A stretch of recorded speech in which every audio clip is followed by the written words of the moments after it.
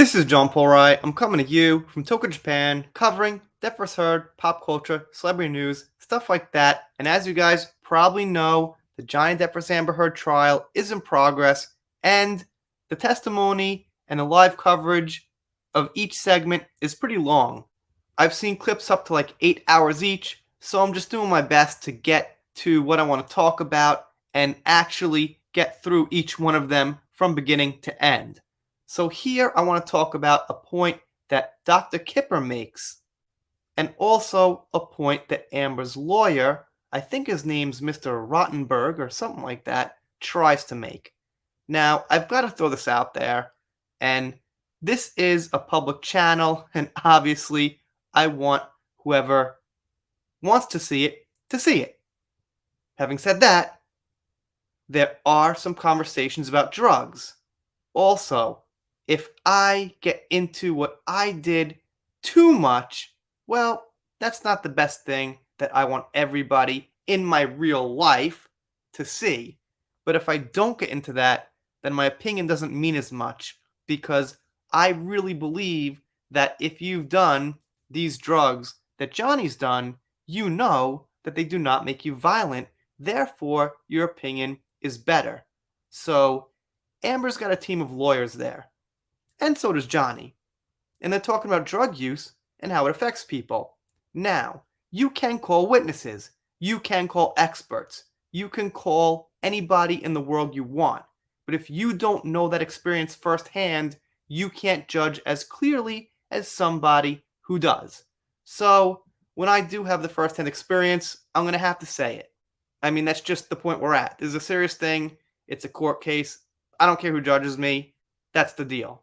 So getting back to this little part of the trial here, what Amber's lawyer is going to do is Amber's lawyer is going to try to say that because Dr. Kipper said Johnny had mood swings, that those could possibly be the violent mood swings and the monster that Amber says Johnny is half the time.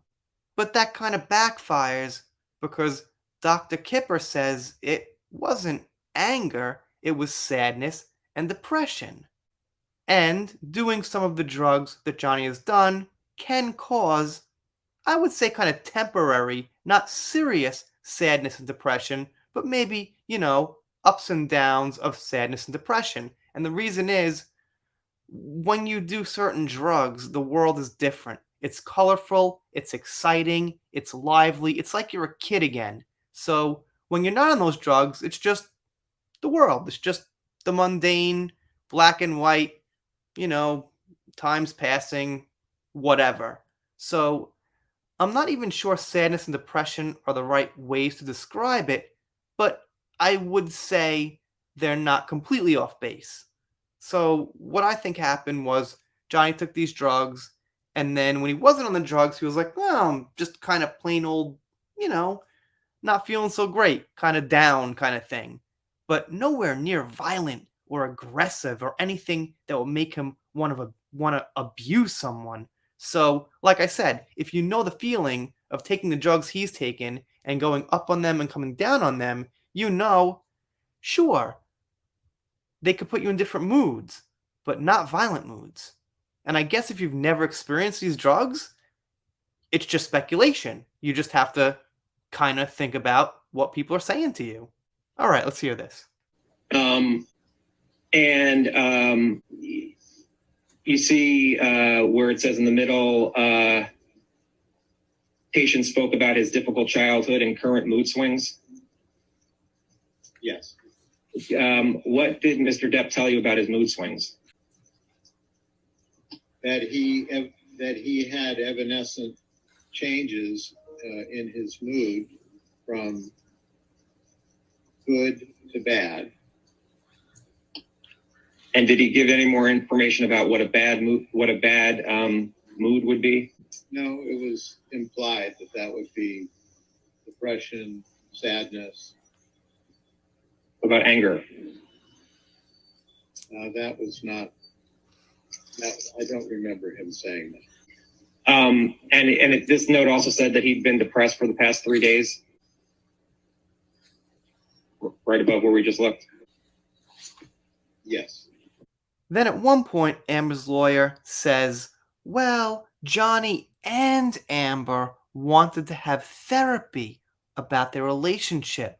I guess hinting Amber wanted to fix things up. She was the one that was getting mistreated. Look, she wanted to make things right. And Dr. Kipper says something like, well, it's written there, so that's why maybe Amber was in on it, but he can't quite recall. So he doesn't directly say he knows she wasn't, but he kind of hints to the fact that, I don't know, I kind of think it was not quite her decision, but you could hear what he says for yourself. You also discussed that Mr. Depp understands that a nurse, Debbie Lloyd, will assist me with this program, and I will initiate this withdrawal and supervise daily, visiting him at the end of his treatment to design the next steps in his therapy. And this protracted therapy will include a 12-step private counseling and personal psychotherapy and couples therapy with his fiancée, Amber. Both are in agreement to this plan. Does that reflect the conversation you had with Mr. Depp? Yes. And was misheard at this conversation as well? I don't remember, but the last sentence implies that both were in agreement. So it's very possible that she was, but I honestly can't remember. Okay, so I guess Amber, obviously, like you said, was the fiancé at that time. However, I think Amber Heard makes a lot of mistakes. Well, it's obviously not my opinion. We know she makes mistakes, but I also think she does think out things deeply as far as her plans at certain times and in certain ways to pull things over on people. So I wouldn't be surprised if she acted like she was concerned about the relationship and went to therapy and talked to doctors. You've got to live, this whole lie. And her lies are easy to see from the outside, but that doesn't mean she wasn't thinking about multiple ways to project these lies. If you've seen a movie called The Prestige, you might know Amber a little bit better. And in The Prestige, about two magicians, what one of them does is he has a twin brother, but everyone thinks they're the same person. So they're always living their life as a lie. They could never actually come out and say who they are because that would expose the twin.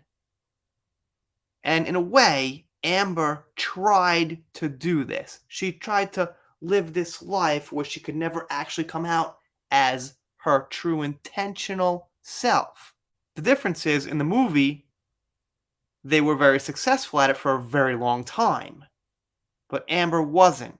People just saw through it. But I think she got it probably half right, where she tried to think out multiple ways to trick people. Like I said, these depositions are very long. I got a full-time job. I got kids. I'm losing like 3 hours of sleep at night. So I'm just doing the best I can to get to like the main points and just going to cover it little by little. Plus some social media stuff that's going on I don't want to completely ignore. I'm finding very interesting. I'll have content on. If you guys aren't subscribed here, consider it. If you don't subscribe, I guess I'll be pretty sad about it. But I'll get over it. We're done here for now. See you next time.